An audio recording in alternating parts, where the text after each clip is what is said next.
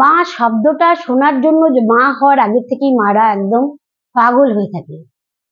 তারপরে মা যখন জন্ম দেয়, আগে তো শুনতাম 10 মাস 10 দিন, এখন 9 মাসেই সিজারিয়ান বেবি হয়ে যাচ্ছে। তো যাই হোক, 8 মাসেও হয়ে যাচ্ছে, ব্যতিক্রম তো থাকেই। তো এই মা যে কত কষ্ট করে একটা বাচ্চা তৈরি করতে, যে মা তৈরি করে শুধু সে জানে।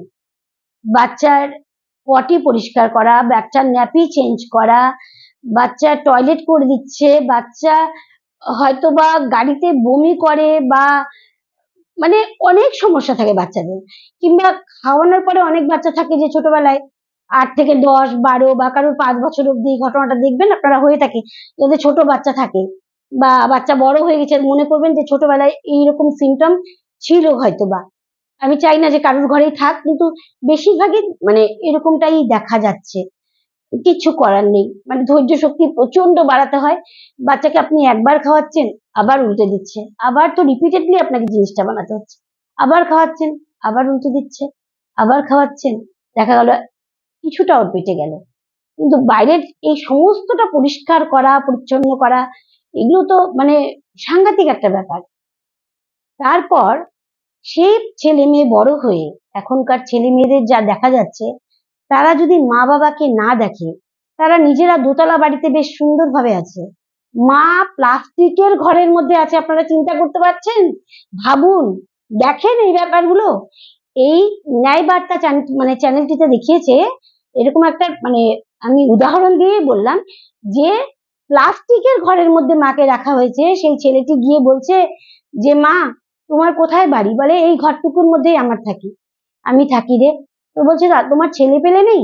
বলছে হ্যাঁ, ওই যে ছেলে মেয়ে সবাই আছে, মেয়ে একটা হইয়া তো মরে দিছিল, আর 2 ছেলে পোলা আছে, পোলা আমারে দেয় না।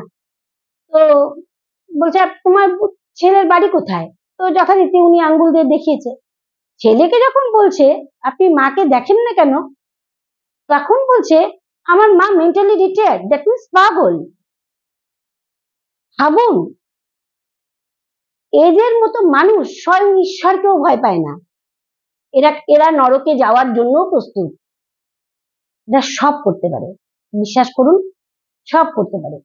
এবং এখানকার রিপোর্টাররা তারপর এসে, তারপরে তার ঘরটার একেবারে বিদিকিচ্ছিরি অবস্থা, অন্ধকারে কিচ্ছু দেখা যাচ্ছিল না, একটুখানি জায়গার মধ্যে সেই মা পড়ে রয়েছেন খুব কষ্টে।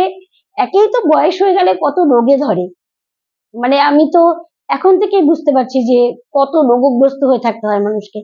তারপর মানে তার মুখে খাওয়ারটা পাড়ার থেকে ভিক্ষে করে মানে খেতে হয়, এইরকম অবস্থা।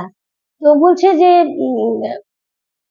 একবার যখন উনি দিয়ে গেছেন, উনি কিন্তু মনে রেখেছেন, এবং ওনার যে বৃদ্ধ ভাতা যে পায়, তো সেটা উনি এই কাজটা করার পরে যখন উনি এসছেন, মানে আপনাকে কি বলবো, একটা ছোট্ট বাচ্চা যেরকম তার মাকে পেলে, মানে অনেকক্ষণ না পেয়ে যখন পায়, মানে মা মা করে যখন আর্তনাদ করে বা বাবা বাবা করে আর্তনাদ করে যখন মানে গলা জড়িয়ে ধরে, সেরকম করে বাপন আসছে করে চিৎকার। আমি কীর্তনে গেছিলাম রে, ছিলাম না বাপন, আমি কীর্তনে গেছিলাম, আমি জানতাম না।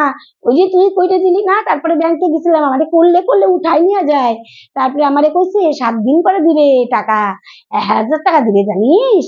তখন বলছে যে তোমার ঘরে এখন কি কি নেই বলো ঠাকুমা? বলে না, তুই আমার আগের জন্মের স্বামী ছিলিস। এই আসনটা কখন দেয় মানুষ মানুষকে? উনি তো বৃদ্ধ, ওনার তো মন একদম বাচ্চা শিশুদের মতো হয়ে গেছে। উনি কি ভাবছে, সত্যি হয়তো আমার আগের জন্মের স্বামী আবার জন্ম নিয়ে আমার এই উপকারটাই করতে এসছে, উনি সেটাই ভাবছে। এবং সে যখন মানে চাল ডাল তেল, ছোট কৌটোতে ঘি, তার যা যা লাগবে মানে ঘরে নেই দিয়ে গেল, এবং পয়লা বৈশাখের জন্য একখানা শাড়ি, সায়া, ব্লাউজ, মানে তার কাছে সেটা গোটা পৃথিবী পাওয়া। তাহলে মারা কি চায় সন্তানের কাছ থেকে? মারা শুধু চায় যে একটু ভালোবাসার ছোঁয়া, 1 মুঠো 2 মুঠো ভাত, আর তো কিছু চায় না। এইটুকু দিতে এত অসুবিধে? শুনুন, আপনারও ঘরে সন্তান হয়েছে, আপনিও কিন্তু ঠিক একই পথে হাঁটবেন। নচিকেতার গানটা শুনেছেন তো, বৃদ্ধাশ্রম?